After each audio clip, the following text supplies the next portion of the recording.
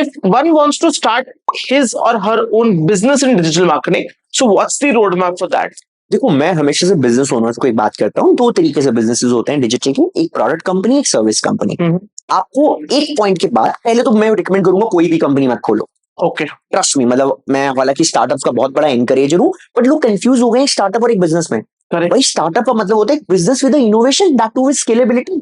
बहुत से लोग मिस कर देते, कोई भी कंपनी खोल देते, कोई भी एजेंसी खोल देते, कोई भी प्रोडक्ट कंपनी खोल देते, उनको लगता है ये स्टार्टअप है। Sorry, it's not. जब तक उस कंपनी में इनोवेशन नहीं होगा, चाहे वो मार्केटिंग फ्रंट पे हो, चाहे ऑपरेशन फ्रंट पे हो, चाहे डिस्ट्रीब्यूशन फ्रंट पे हो, प्लीज अपने आप को स्टार्टअप कहना बंद कर दो। This is one of the reason, I am not very happy with so many business owners.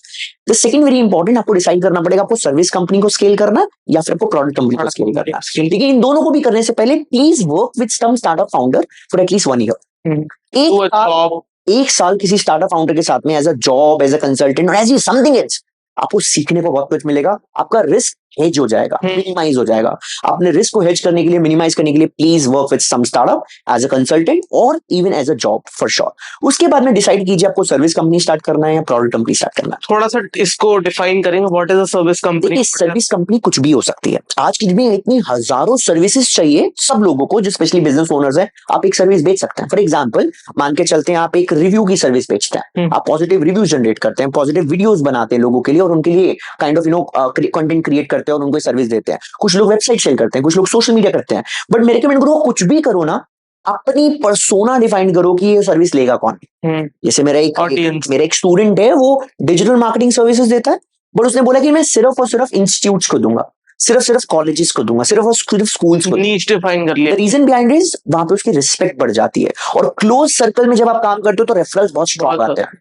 तो ज्यादा रेफरल्स लेने के लिए वो एक नीश सर्कल में काम करता है। उसका नीश है education companies which are doing more than 5 CR। बहुत क्लियरली डिफाइंड है। वो उन कंपनी से भी काम नहीं करता जो 0 रुपीज कमा रही है, क्योंकि शायद उसका स्वीट स्पॉट नहीं है। उसका स्वीट स्पॉट है ऐसी कंपनी जो एजुकेशन में और 5 करोड़ से ज्यादा काम करती है। Sweet spot.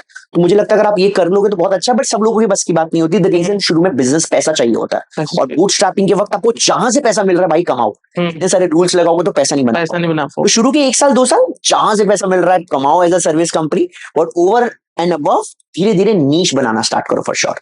What is the other one? So this is for service company. Service company में आप डिफाइन कीजिए। प्रोडक्ट कंपनी में आपको देखना पड़ेगा कि कौन सा प्रोडक्ट बेच रहे हो। और प्रॉब्लम प्रोडक्ट कंपनी में ये आ रही है डिस्ट्रीब्यूशन साइड। आज के दिन में हर कोई ऑनलाइन मार्केटिंग की बात कर रहा है, परफॉर्मेंस मार्केटिंग की बात कर रहा है, एड्स की बात कर रहा है, बट क्या सारी प्रॉफिटेबल है क्या?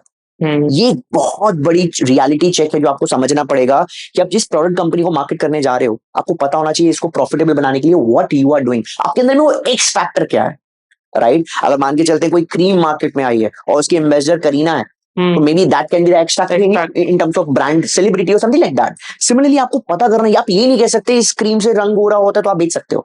दूर ये वाली क्रीम तो पूरी मार्केट आप किसे बेचोगे? What special you have? Second, the margins. Online market में अगर 100 की चीज 300 में नहीं बेचोगे ना तो प्रॉफिटेबल नहीं हो पाओगे। तो आपको मार्जिन अच्छे खासे रखने पड़ेंगे, बिकॉज एक मेजर चंक गूगल फेसबुक पे जा रहा है। तो अगर वो पैसा वहां पे जा रहा है तो आपको प्रॉफिटेबिलिटी बहुत अच्छी रखनी पड़ेगी अगर आप एक प्रोडक्ट कंपनी में जा रहे हो तो। Okay, so like this was the roadmap. Like how can one? Basic step. इसके अलावा बहुत सारे रोड मैप्स हैं जो आपको सेक्टर और प्रोडक्ट पे डिपेंड करता है, और इसे रियलिटी चेक। अगर आप प्रोडक्ट कंपनी में जा रहे हो, अपनी प्रॉफिटेबिलिटी बहुत हाई रखो, एंड सेकंड अपनी डिस्ट्रीब्यूटरशिप या अपना एक्स फैक्टर बहुत स्ट्रांग रखो, ताकि जब आप मार्केट में बेचने जाओ आपका प्रोडक्ट औरों से ज्यादा बिके।